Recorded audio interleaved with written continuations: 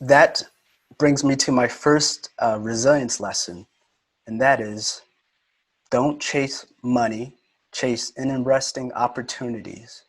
Because my whole career starts from saying yes to something that paid no money. My father had been in an MG Taylor design shop. It was a community event in Orlando, and it was 3 long days. I was wondering, like, wow, where is he? Because he would go to these meetings and come back late. But when it was over, he was so jazzed up. And one of the reasons he was jazzed up is he knew that there was going to be an even bigger meeting with the city of Orlando, and the tailors would need to augment their little small staff with some volunteer scribes. So he comes home and he tells me about this great meeting on that he was in about raising community involvement and civic responsibility, and how I need to be a part of the next one. And let me tell you something, there's no sexier subject than raising community involvement and civic responsibility to a young 20-something guy. So just as my eyes were rolling into the back of my head, my dad says, oh, and the volunteer work that you'd be doing is these scribes, they listen and they draw everything that people are saying. And I was like, whoa, whoa, whoa, you buried the lead. Like, what do these people do? And he tells me again, and he says, yeah, and that's what they would need you to volunteer to do. And I was like, oh, great. How much does it pay? And he's like, you don't know what volunteer means. I sent you to college, you get a good education. Volunteer doesn't pay anything. And so my first reaction was no, I didn't want to do it because I was already doing a lot of low paying freelance work, and just now I've got to devote this time and not get paid. So I said no. My dad was really told me, look, you've got to think this over, explain it again. So a couple of days went by and it was just going through my head. And I said, well, okay, I'll go down and I just check out the demonstration that they were doing, because before the event started, Matt Taylor invited the knowledge workers to come and just see what the process was. And I remember it was this one night in June, and I went down there, and it was an epiphany. Now, I'm not sure if it's, the accumulation of all these years, or if it was California's recent passing of Prop 64 that is affecting my memory. But I swear to God, when I saw that guy's marker hit the wall to capture Matt's opening remarks, and he's drawing, welcome, scribes. I heard the 2001 theme. It was like, bum, bum, bum, dun, dun, bum, bum, bum. And I'm sitting there, my jaw hits the floor. And I'm like, what the bleep is this? And why wasn't it at the job fair? I was like, why did I say no? This is where I should be. And so, yes, in 92, I did. I said yes to something that paid no money. And it changed my life. And in some ways, it changed that little sector, particular sector of graphic recording, because I say that graphic recording had always been a lot more democratized from its roots. And that's because it was born out of graphic facilitation. And if you guys know the history, Interaction Associates, David Strauss, and Michael Doyle, they were former architects, just like Matt, and they would use graphic facilitation as part of their strategy and design, collaborative design process. And what was even more important is that next door happened to be a man named David Sibbett, who you guys must know his name. David is a man who I consider the father of graphic facilitation, because he codified the methods that are still tried and true to this day.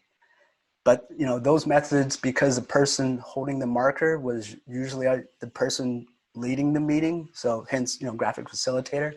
So it was very efficient, the graphics, very straightforward, and that's why I call it democratized, because you can take a course and that's the beauty of it, that's the power of it. But at MG Taylor, the facilitation was pretty much exclusively Matt and Gail. And so the person scribing, without having that burden of being the lead facilitator, could just listen and concentrate on capturing the conversation. And most of the people in the early 90s, at least, who were doing this had come through an organizational development background. But then let's say if that person holding the marker instead had an art background and also had just a lot of images in their head, had a love of, history and trivia and pop culture, and could dial that up at a moment's notice. And that's where I came in. And I should say too that one thing I realized, that this is my first IFVP, but there's also somebody in attendance here who I believe it's her first IFVP.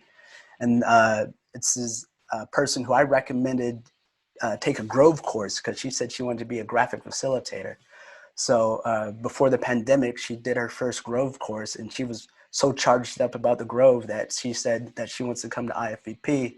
So Meg Duffy, I know you're watching somewhere, hello. And I'll get back into my presentation. I just had to say that, had to share that. So yeah, I come in and I also have this other ingredient where at that time I was just a little ignorant enough to not realize that maybe I was doing it wrong by adding so many sketches and colors and lettering styles, mix of lettering styles and illustrations. And so I just kind of injected a little bit of who I was into my scribing. Now, to clarify that, I just want to say that this personality injected style, it's not better, it's not worse, it's just a different way of working for illustrative graphic recorders. What you see here on the screen, this is what I think of as democratized. It's efficient, fast, and it gets the point across. You can probably tell that's a man, but it's not just a man, it's Michelangelo's David, right? Curly hair, the fig leaf gives it away, the pose. Personality infused style is just a little bit more illustrative. It is influenced by illustration, street art, graffiti, comics, graphic design, animation, fine art, and even music. Basically, it utilizes whatever a scribe believes will enhance and communicate a visual story. But at the same time that was gaining a foothold with MG Taylor was coincidentally also when we were getting some attention from big consulting firms, one in particular. Because in 1995, Ernst & Young came to an invitational design shop that we were facilitating at the University of Pennsylvania's Wharton School of Business. And this was an invitational event with about 4 or 5 other companies to have a discussion about the future of work. And so EY, they sent about 5 partners to this event. And I remember what was key for me is that their senior partner, a man named Lee Sage, who, I always just have this image of this guy. He was like an alpha's alpha type. And at the end of the 3 days, he comes up to me and he goes, "Nice job, Mr. Picasso." And I was like, oh, wow, I've got a name tag on and I don't think this guy knows my name. And seriously though, the whole event, I think that the Taylor process, because you know, Matt and Gail, I mean, just the first class facilitation, the unique mobile environment that we used, our whole team, gosh, who was on that event? Kelvin and Francis, Brian Kaufman. Anyway, it went so well that they wanted to, Ernst & Young was interested in doing their own event to see if this was a process that they could take in-house and sell to their own clients. So then a few months later, they did their own design shop in Denver. And this was a really pivotal event because it was, you know, it was a go or no go to marry up. And it went beautifully. Really, one of the best events I've been a part of.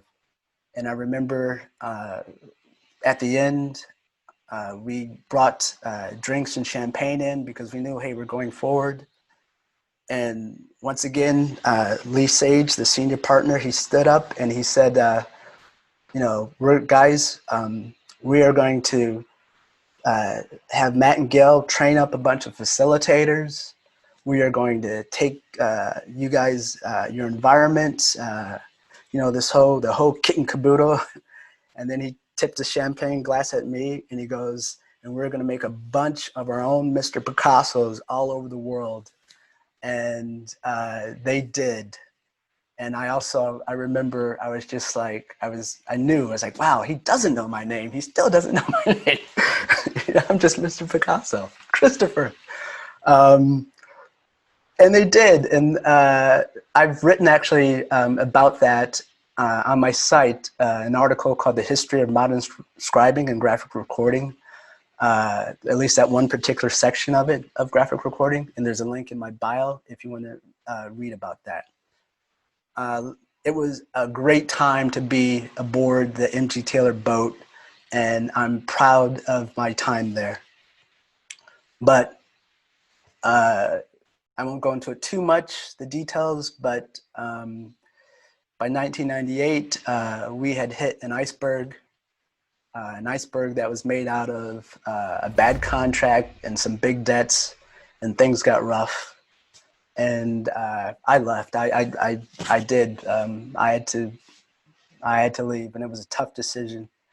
So I headed back down to my parents' house in Orlando, feeling really defeated. And worst of all, I was completely fearful of what I would become without being a member of MG Taylor.